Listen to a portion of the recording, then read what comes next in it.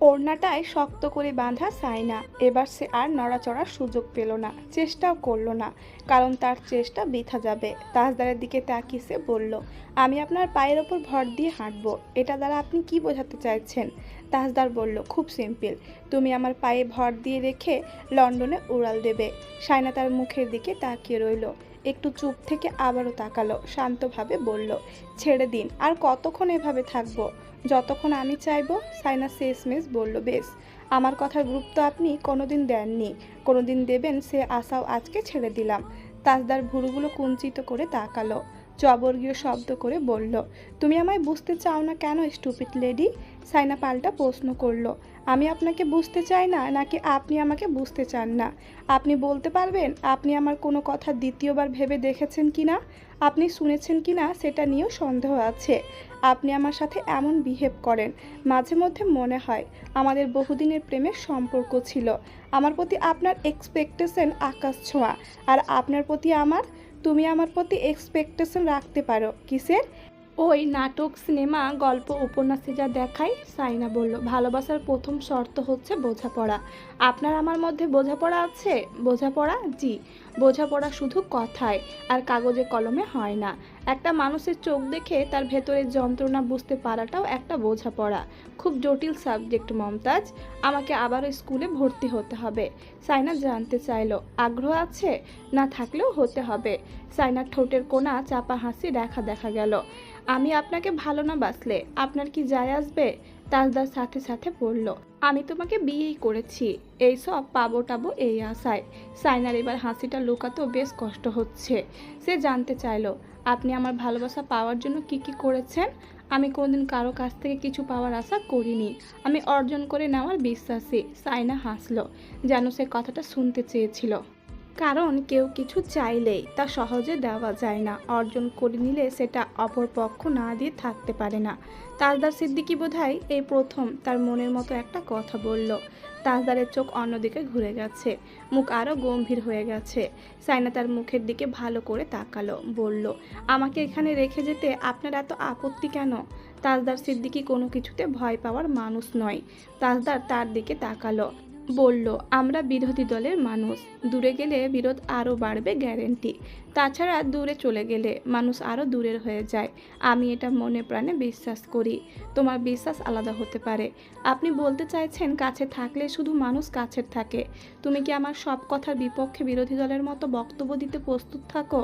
মোটেও না। আপনি জানেন না দূর থেকেও মানুষকে কি চমৎকারভাবে ছোঁয়া যায়। তাজদার তার দিকে চেয়ে রইল। সাইনা বলল, এই যে আপনি আমাকে আষ্টে পৃষ্ঠে বেঁধে রেখেছেন, আপনার কোথাও একটা মনে হচ্ছে না আপনি তবুও আমাকে ধরতে পারেননি? তাজদার অবাক চোখে তাকালো, যেন তার সত্যিটা সাইনা ধরে ফেলেছে। সাইনা কিছুক্ষণ তাকিয়ে থেকে বুঝে ফেলল তার চোখের ভাষা, তাই তার চোখেও কিছুটা আনন্দ দেখা দিল। সে বলল, চোখের মিলনই সব লণ্ডভণ্ড করে দেওয়ার ক্ষমতা রাখে, যদি সেখানে ভালোবাসা থাকে। তাজদার চুপ করে তার কথা শুনল। এর আগে সে সাইনার কথা এত ভালো করে শোনেনি। সাইনাও তার সাথে এত ধৈর্য নিয়ে কথা বলেনি। তার চেয়েও বড় কথা, সাইনা আগে তার চোখের দিকে তাকিয়ে কথা বলতো না, এখন চোখের দিকে তাকিয়ে কথা বলে দিব্যি। তিক্ত বিরক্ত হয়ে ওড়নার বাঁধন খুলে ফেলল তাজদার। সাইনাকে বলল, এইসব খুব জটিল বিষয় মমতাজ, আমি এত মেহনত করতে পারবো বলে মনে হয় না। সাইনা পালঙ্কে বসে ফুটবোর্ডে হাত রেখে তার ওপর থুতনি ঠেকিয়ে হাসছে। তাজদার তাকে হাসতে দেখে বলল, হাসছো কেন? সাইনা বলল, আপনি চেষ্টা করলেও সেটা বৃথায় যাবে। কেন? সাইনা বলল, প্রেম, ভালোবাসা, মায়া, মহব্বত, উপলব্ধি, এইসব বলে কয়ে হিসাব নিকাশ করে মেপে বুঝে আসে না। এইসব আসে প্রলয় হয়ে, একটা গোটা মানুষকে ভেঙে চুরে চুরমার করে দিয়ে আবার নতুন মানুষ বানায়। আপনি হাত বাড়িয়ে ডাকলে সে আসবে না বাবু মশাই। তাজদার হম্বি তম্বি দেখে বলল, হাত বাড়িয়ে ডাকতে যাব কেন? মন বাড়িয়েই ডাকুন, কিন্তু তার আগে আপনার মনটাকে চিনতে শিখুন। তাজদার তার পাশে গিয়ে বসলো, বেশ দূরত্ব আছে মাঝখানে। প্রশ্ন করলো, আমি চলে গেলে তোমার কিছু যায় আসবে না? আমি আপনার সাথে যাব। তাজদার তার দিকে অবাক হয়ে তাকালো। মিথ্যেবাদী। সাইনা বলল, আরে সত্যি, আপনি যদি আমার কয়েকটা কথা মানতে পারেন। তাজদার সিদ্দিকী কিছু মুহূর্তের জন্য উত্তেজিত হয়ে উঠল, কিন্তু নিজেকে সাইনার সামনে সংযত রাখল। সাইনা মমতাজকে বুঝতে দেওয়া যাবে না। সাইনা ভুরু নেড়ে বলল, বলবো? তাজদার সিদ্দিকী মাথা হেলিয়ে বলল, শুনি। সাইনা স্পষ্টভাবে নিজের মনের কথাটা বলে দিল। আমি যেদিন আপনাকে ওইসব সে একটু ঠোঁট ভিজিয়ে নিল জিভ দিয়ে, একটু জিরিয়ে এবার এক নিঃশ্বাসে বলল, আমাদের মধ্যে যেদিন বিশ্বাস, ভরসা, ভালোবাসা এইসব কিছু একত্রিত হবে, আপনি যেদিন আমাকে মন থেকে ভালোবাসবেন, সেদিন আমি নিজে আপনার সাথে চলে যাব, কোনো শব্দ ছাড়া। তাজদার সিদ্দিকীর চেহারার রং পাল্টে গেল। সে জানতে চাইল, মন থেকে? এখন কিছু নেই, আফকোর্স আছে, জীবনসঙ্গী হিসেবে নয়, শয্যা সঙ্গী হিসেবে। সরি, বাট এটাই তিক্ত সত্য। আপনি প্লিজ কিছু মনে করবেন না, ইটস নর্মাল, আমি মেনে নিয়েছি। আমার এতে আপনার ওপর ক্ষোভ নেই। সাইনা রাগারাগি ছাড়া তাজদার সিদ্দিকীর সামনে এত বড় সত্যি কথা তুলে ধরতে পেরেছে বলে নিজেকে ধন্য ধন্য করছে মনে মনে। সে তাজদারের হাতের ওপর আলতোভাবে হাত রাখলো। তাজদার এক ঝটকায় সরিয়ে নিল। সাইনা ভড়কে গেল। তাজদার তার দিকে তাকিয়ে রইল। সাইনা বলল, আমি সরি যদি আপনাকে হার্ট করে থাকি, কিন্তু যা হবার তা তো হবেই।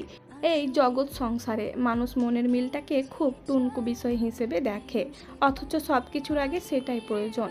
আপনি খুব ইন্টেলিজেন্ট পারসন। আমি আপনার সাথে কথা বলে আরাম পাচ্ছি। প্লিজ হার্ট হবেন না আমার কথায়। তাজদার রুক্ষ গলায় বলল, আমাকে হার্ট করা এত সহজ নয়। সাইনা একটু স্বস্তি পেল, কিন্তু তাজদার সিদ্দিকী পেল না। শয্যাসঙ্গী ছাড়া সাইনা মমতাজের সাথে তার আর কোনো সম্পর্ক নেই, এটা সে ভাবতে পারছে না। সাইনা মমতাজের ওপর তার ক্ষোভ বাড়ল, কিন্তু এটা অস্বীকার করার জায়গাও নেই। তাই হয়তো সে সাইনার দিকে একটুও না তাকিয়ে ঘর ছেড়ে বেরিয়ে গেল। রাতে খাবার টেবিলে সবাই এসে বসলো। তৌসিফ সাইনাকে বলল, মেজো ভাই কোথায় গিয়েছে? সাইনা বলল, আমাকে বলে যায়নি ভাইয়া। রওশনারা তাজউদ্দিন সিদ্দিকীর দিকে তাকালো। সবাই চুপচাপ হয়ে গেল কিছু মুহূর্তের জন্য। রায়হান বলল, তুমি IELTS দিচ্ছ? সাইনা একটু ইতস্তত করে কিছু বলার আগে তাসনুমা বলল, IELTS দেওয়া এত সহজ? যারা ইংরেজিতে ভালো রেজাল্ট করে তাদেরও কেয়ামত হয়ে যায়। সাইনা আর কিছু বলল না। তিতলির সাথে সে যত কথা বলে তার এক ভাগও তাসনুমার সাথে বলে না, কথাবার্তা হয় না তাদের মধ্যে। তৌসিফ বলল, পড়তে হবে ভালো করে। আমি ইংরেজিতে এত ভালো ছিলাম না, আমি দিইনি। তাসনুমা চুপচাপ খেতে লাগলো। আজ সে বাবা ভাইয়ের সাথে খেতে বসে গেছে। তাজদার থাকলে অবশ্য খেতে বসতো না। ঘড়ির কাঁটা 11টার ঘরে। সবার খাওয়া দাওয়া শেষের দিকে। তাজউদ্দিন সিদ্দিকী আর তৈয়ব সিদ্দিকীর সাথে রায়হান তৌসিফ মিলে বেশ কথাবার্তা বলছিল। ঠিক তখনই তাজদার বাড়ি এলো। সবাইকে খেতে দেখলো একসাথে। তিতলি বলল, ভাইয়া খেতে আসো। তাজদার খেতে এলো না। সাইনা তাকে ডাকতে গেল না, বরং ভাত তরকারি বেড়ে ঘরে নিয়ে এলো। তাজদার ঠোঁট শক্ত রেখে কপাল কুঁচকে তাকালো। সাইনা বলল, বড় আম্মু বলেছে আপনি নাকি রাগ করলে না খেয়ে থাকেন। শুনুন, রাগ হলে আরও পেট ভরে খাবার খাবেন, দেখবেন রাগ আর রাগ থাকবে না, খালি পেটে রাগও আরও বাড়ে। তাজদার তার মুখের দিকে তাকিয়ে কথাগুলো শুনল। সাইনা তাকাতেই চোখ সরিয়ে নিয়ে বলল, রাগ হলে তোমার বড় আম্মু ভাত বেড়ে দেয়নি, তাই খায়নি। কথাটা সে বলেনি কেন? সাইনা চুপ করে কথাটা শুনল। ভাত বেড়ে দিল, কিন্তু তাজদার খেতে বসলো না।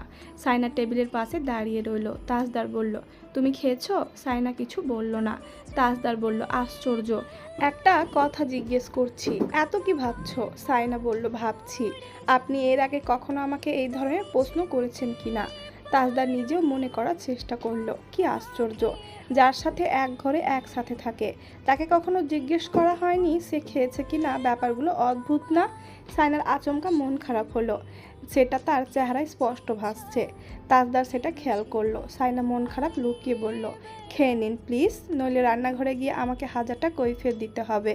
তাজদার স্পষ্ট স্বরে বলল, আমি ভাত খাবো না, তুমি নিয়ে যাও, নয়তো নিজেই খেয়ে নাও। এতক্ষণ শান্ত গলায় কথা বলছিল সাইনা, এবার একটু কঠোর ভঙ্গিতে তার দিকে তাকালো। তাজদার শার্ট হাতে নিতে গিয়ে সাইনার দৃষ্টি টের পেল। ডান ভুরু বাকি জিজ্ঞেস করলো কি? সাইনা কোনো উত্তর দিল না, চুপচাপ গ্লাসে পানি ঢালতে লাগলো। তাজদারও থেমে গিয়ে এক দৃষ্টিতে তার দিকে তাকিয়ে রইল। আবার কি ভুল করলো সে? আশ্চর্য, এভাবে তাকানোরই বা কি আছে? পানি ঢালা শেষ করে সাইনা ধীরে ধীরে মুখ তুলল। ঠান্ডা গলায় বলল, আপনি আসলে মিষ্টি কথা হজম করার মানুষ নন। তাজদার স্তব্ধ হয়ে গেল, চোখ কুচকে বলল, আমি আবার কি করলাম? সাইনা হঠাৎ তেতে উঠে বলল, কি করেছেন মানে? আপনাকে ভাত খেতে বলছি, তখন খেয়ে বসবেন, খাবো না এটা কেমন কথা? তাজদা শার্টটা নামিয়ে রেখে ধীর স্বরে উত্তর দিল, আমার খেতে ইচ্ছে করছে না, তাই খাবো না। কিন্তু তুমি এভাবে কথা বলছো কেন? সাইনা তার সাথে আর কোনো কথাবার্তা না বলে সোজা বিছানায় উঠে বসলো। পিঠের নিচে বালিশ ঠেসে দিয়ে পা ভাঁজ করে শান্ত গলায় বলল, খেয়ে নিন। কথাটার ভেতরে আদেশের সুর। তাজদার টেবিলে রাখা ভাতের প্লেট আর তরকারির বাটির দিকে তাকালো। তারপর দৃষ্টি গেল সাইনার দিকে। সাইনা তখন চোখ বুজে বসে আছে। তাজদার বলল, আমি যদি বলি খাবো না, তাহলে তুমি কি আমাকে জোর করে খাওয়াবে সাইনা মমতাজ? সাইনা এবারও নীরব, কোনো প্রতিক্রিয়া নেই। মনোযোগ পাওয়ার জন্য তাজদার আবার বলল, এগুলো এভাবে পড়ে থাকবে, ঠান্ডা হয়ে যাবে। আমি খাবো না মানে খাবো না, কিন্তু সেটা নিছক মুখের কথা নয়। তাজদার সিদ্দিকী একবার সিদ্ধান্ত নিলে তার 14 গোষ্ঠীর সাধ্য নেই তাকে টলাবার। এটাই সব সময়কার নিয়ম। সাইনা মমতাজের জন্য সেটা কখনো পরিবর্তন হবে না। তাজদারও বিছানায় উঠে বসলো। কিছুক্ষণ পরে হেলান দিয়ে শুয়ে পড়ল। এক হাত তুলে চোখ ঢেকে রাখলো। সাইনাও চোখ বুজে শুয়ে রইল। আজ যদি তাজদার সিদ্দিকী ভাত না খায় তাহলে সে কি করবে তা নিজেও জানে না। সে অনেকক্ষণ অপেক্ষা করলো, কিন্তু না, তাজদার সিদ্দিকীর পক্ষ থেকে কোনো নড়াচড়া নেই। এমন জেদি মানুষ সে জীবনেও দেখেনি। ঘুমিয়ে পড়েছে। সাইনার ভেতরে রাগ ফসফস করছে।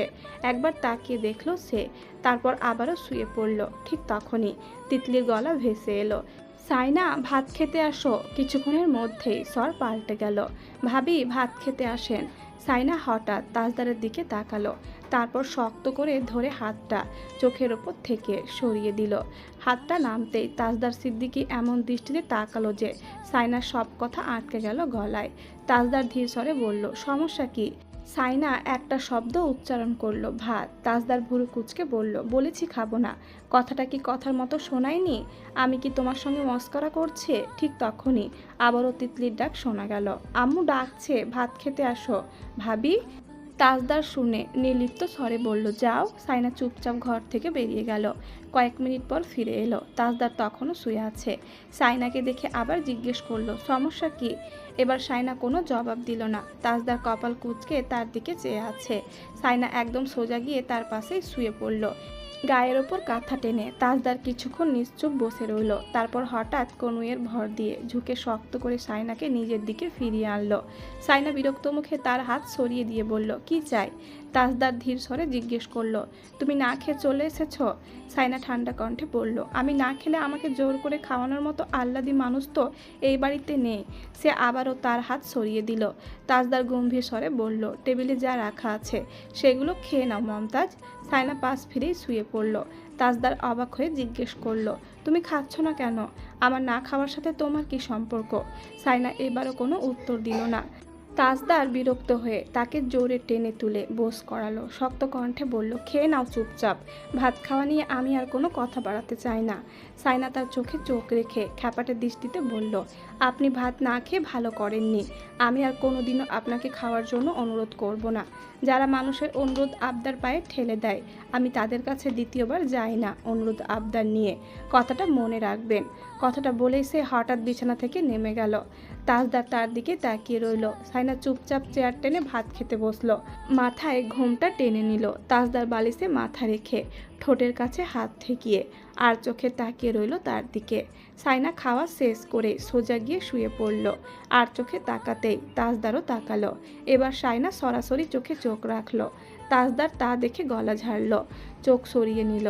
সাইনা কাঁথা টেনে নিতে নিতে ঠান্ডা স্বরে বলল, খাবারের সাথে ফালতু রাগ দেখায় না আমি। বেকুবরা শুধু এইসব রাগ দেখিয়ে নিজেকেই কষ্ট দেয়। I love my self. তাজদার কোনো কথা বলল না। সাইনা পাশ ফিরে শুয়ে পড়ল। সকালে ঘুম থেকে উঠে সে দেখলো বাসনটা খালি, শুধু মুরগির হাড়গুলো পড়ে আছে, সাথে একটা চামচ। সে নিজে মাত্র কয়েক লোকমা খেয়েছিল, বাকিটা বাসনগুলো রান্নাঘরে নিতে নিতে সাইনার ঠোঁটের কোণায় যে হাসি রেখাটা ফুটল কিছুক্ষণের জন্য, সেটা তাজদার দেখে ফেললো ঘর থেকে বেরোনোর সময়। কপাল কুঁচকে জিজ্ঞেস করলো, সকাল সকাল জিনে ধরেছে নাকি? হাসছো কেন? সাইনা গম্ভীর ভঙ্গিতে বলল, বিড়ালের বেশে জিন ঘরে ঢুকতেই পারে, ছোটবেলায় দাদির মুখে শুনেছি। তাজদার অবাক হয়ে বলল, বিড়াল? সাইনা গম্ভীর গলায় বলল, জি। বাসনে অর্ধেক ভাত ছিল, সেগুলোও খেয়ে গেছে। বিষয়টা বড় আম্মুকে জানাতে হবে। নতুন বউয়ের ঘরে জিন ভূত থাকাটা ভীষণ অস্বাভাবিক। আপনি কি কাল রাতে কোনো অস্বাভাবিক কিছু টের পেয়েছেন? সে একেবারে সিরিয়াস ভঙ্গিতে কথাগুলো বলছিল। তাজদার এড়িয়ে গিয়ে কাবাড থেকে কাপড় চোপড় বের করতে লাগলো। কোথাও যাওয়ার প্রস্তুতি। হঠাৎ থেমে সাইনাকে জিজ্ঞেস করলো, ব্লু রঙের ওয়েস্টকোটটা কোথায়? সাইনা ঠোঁটের কোণে তির্যক হাসি টেনে উত্তর দিল, হয়তো বিড়ালটাই চুরি করে নিয়ে গেছে রাতে। তাজদার মাথা দুলিয়ে বলল, হতে পারে। সকাল থেকে আবার আমার গ্যাস্ট্রিকের সমস্যাও বেড়েছে। কি ভুলভাল খেয়েছি কে জানে। লক্ষণ ভালো না। এতক্ষণ সাইনার বেশ মজা লাগছিল, কিন্তু এবার সে সত্যিই রেগে গেল। তাজদারের সাথে আর কোনো কথা না বলে সে সোজা বেরিয়ে গেল ঘর থেকে। তার এঁঠো খেয়ে গ্যাস্ট্রিক। বাড়ির উঠোনে গাড়ি দাঁড়িয়ে আছে। নতুন বউ নিয়ে রওশনারা যাবেন মামার বাড়ি। গাড়ির সামনে দাঁড়িয়ে তাজদার আনিসের সাথে কথা বলছে। অনেক আগে থেকে কথা ছিল নতুন বউকে নিয়ে বেড়াতে যাবে তাজদার, কিন্তু নানা কারণে যাওয়া হয়নি। এবার রওশনারা জোর করলেন সময় ফুরিয়ে আসছে বলে। ছেলে বউকে নিয়ে সব জায়গায় ঘুরে আসা দরকার। তাজদার চাইছিল না, কিন্তু সাইনা এমনভাবে রাজি করালো, তাতে মনে হয়েছে ব্যাপারটা আসলে তারই ইচ্ছে, রওশনারার নয়। তাজদার তাই সম্মতি দিল। আজকাল সে বইয়ের মন পাওয়ার চেষ্টা করছে খুব। উদ্দেশ্য একটাই, সাইনাকে সাথে নিয়ে লন্ডনে যাওয়া। দরকার হলে সে 6 মাস যাত্রা পিছিয়ে দেবে, কিন্তু একা যাবে না। তবে সেটা আদৌ হবে কি না সে নিজেই নিশ্চিত নয়। রওশনারা সাইনাকে বলেছে, যেহেতু গাড়িতে করেই যাচ্ছ, তাই শাড়ি আর হিজাব পরো, বোরখা পরতে হবে না। সোজা আমাদের বাড়ির গেটের সামনে গিয়েই থামবে গাড়ি। সাইনা তার কথা মতো গোল্ডেন রঙের একটা শাড়ি পরেছে, সাথে খয়েরি ব্লাউজ। ব্লাউজে সিকোয়েন্স আর স্টোনের কাজ আছে, সাথে মানানসই হিজাব আর ব্যাগ। দামি শাড়িটা তার গায়ে অসাধারণ মানিয়েছে। রওশনারা তিতলিকে নিয়ে গাড়িতে উঠে বসেছেন। সাইনা তার পিছু পিছু বেরিয়ে এলো। আনিসকে দেখে একটু থামলো। আনিস রওশনারার সাথে কথা শেষ করে সাইনাকে লক্ষ্য করলো। সাইনা বলল, আজ অফিস? আনিস বলল, আজ ছুটি নিয়েছি। আচ্ছা আসি, আমাকে বলো, আমি গেলাম। সাবধানে যাস। আচ্ছা। ভাইয়ের সাথে কথা বলে সাইনা গাড়িতে উঠতে যাবে, ঠিক তখনই তাজদার এগিয়ে এলো। গাড়ির কাছে এসে নিচু স্বরে বলল, মেকআপ কম হয়েছে সাইনা মমতাজ। সাইনার বুকের ভেতরটা হঠাৎ ধক করে উঠল। সে মোটেও একগাদা মেকআপ করেনি, তবুও সে জানে তাকে সুন্দর লাগছে, খারাপ লাগছে না। এই লোকটা ইচ্ছে করে এমন বলছে যাতে সে রেগে যায়।